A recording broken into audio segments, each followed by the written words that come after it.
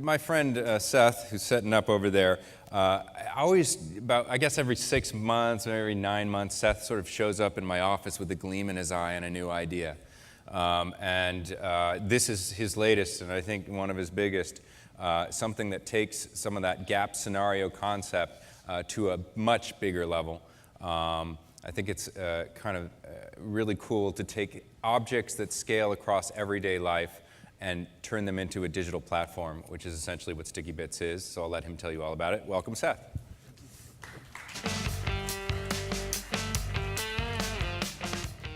Hi, I'm Seth Goldstein. I'm the co-founder of Stickybits. We are a tiny startup playing in the gap space that John referred to earlier. And we bring digital content to real-world physical objects through barcodes. Before I go too deep into Stickybits, I just want to step back a little bit, talk about just the evolution of the internet and how it's turned things into media in its path. So starting in 1996, web pages started being seen as media.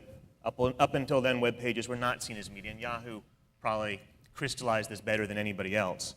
A couple years later, as search functionality became pervasive, company emerged in the form of Google that John wrote about.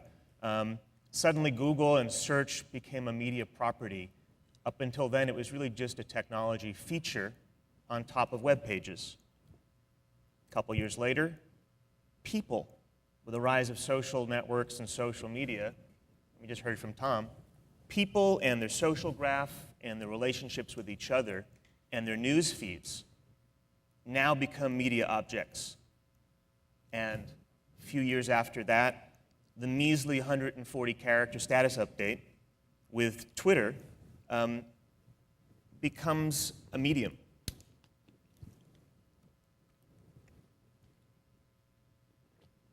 And last year, we've seen the explosive growth of location-based services like Foursquare and Gowalla, and we see how places and venues become media properties, media objects that have media characteristics, and therefore advertisers and marketers want to participate in that.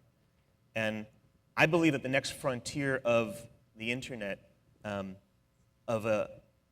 aspect that's becoming connected that hasn't been connected before to the internet, are real-world objects, and that's why we started Stickybits.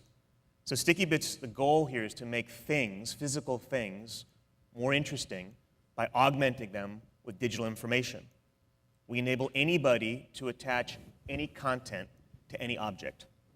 So you need some kind of hook to attach the content to, some kind of machine-readable code, like a barcode on an existing product, or a new one that gets stuck someplace.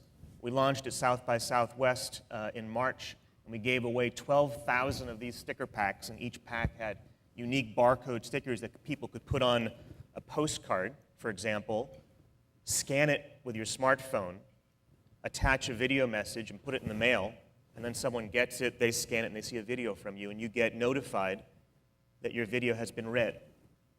So it starts with the smartphone. We support Android and iPhone and soon BlackBerry. You download the app, and you scan a code. Once you've scanned it, you can attach any kind of content to it, a photo, a video, audio, a comment, or you can see what other people have attached to that object. So it becomes a threaded conversation around objects. So just a funny little anecdote I picked up yesterday on the way here, sort of a glimpse of how a physical product can become part of the social stream. A few weeks ago, the Moo Cow Cheese Company attached a sticker to their product at the Boulder Farmers Market. And this is what you would see when you scanned it. And then over the weekend, I saw a tweet from a friend of mine, Matt, who saw a Stickybits sign at the Boulder's Farmers Market.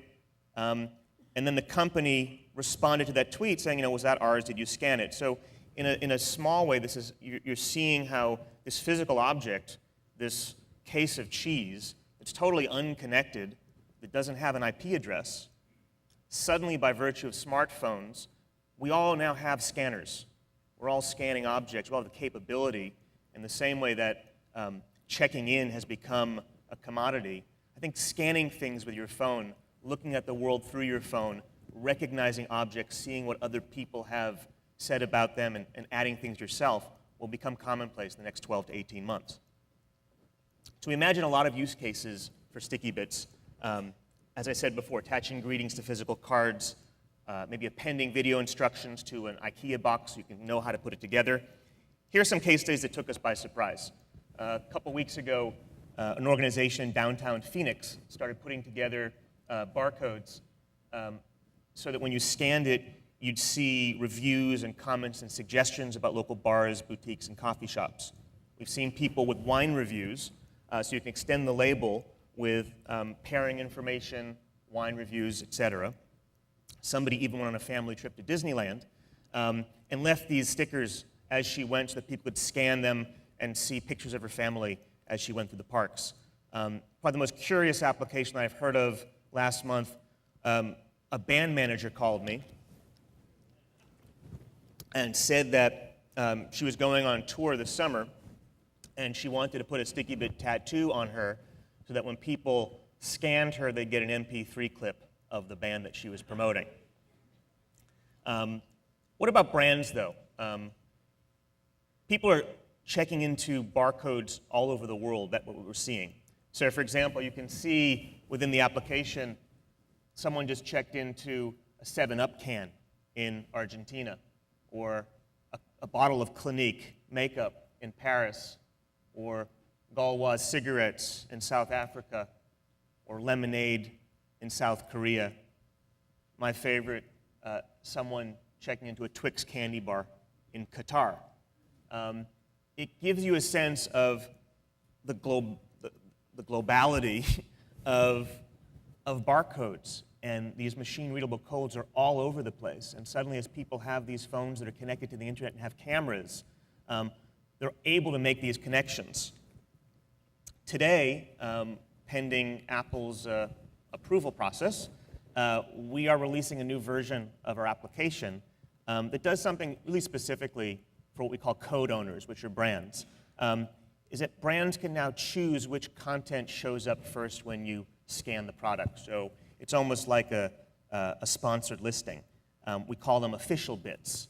Before it was when you'd scan an object, the first person to scan it would show up first with their content and everything would be sequential. Now we're trying to recognize that there are code owners and there are also consumers generating content. We're trying to kind of manage them side by side. I'm happy to announce Pepsi as our first strategic partner. Pepsi is exploring Stickybits to communicate with consumers through its products. When you scan a Pepsi product, you can see official content, thumbs up, thumbs down of people that have attached content to that Pepsi can. And this is their official video when you scan a Pepsi product. We think it can. In fact, we think it can be a universal purpose code, revealing how PepsiCo's brands are giving back. How Pepsi is funding people's brilliant ideas for refreshing the planet.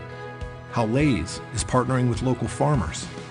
How PepsiCo's Dream Machines are helping veterans build their own businesses. And so much more. Soon, every time you scan a PepsiCo barcode, you'll be able to unlock these stories, support these efforts, and experience the promise of PepsiCo for yourself. So cans and products have always been seen as static, as paper. And what we imagine for consumer product companies and packagers is now the product at retail, the product on the shelf, becomes a media channel, and people can effectively tune into the programming that you produce and you stream through your products. So one of the other partners that we're really excited to be working with, which I think is iconic, is Campbell's Soup. And we're working with them and their agency, G2 and BBDO, to think about new ways of conveying recipes, ingredients, and promotions at the point of contact with the consumer. So we're excited about that. We're excited about Pepsi. I think Stickybits represents a whole new way of thinking about the connection between the physical world and the digital world. And we'd be excited to work with any brands who are interested in trying out some of these new features and functionality, you can just email me, brands@stickybits.com. Thank you very much. Okay. Thank you, Seth.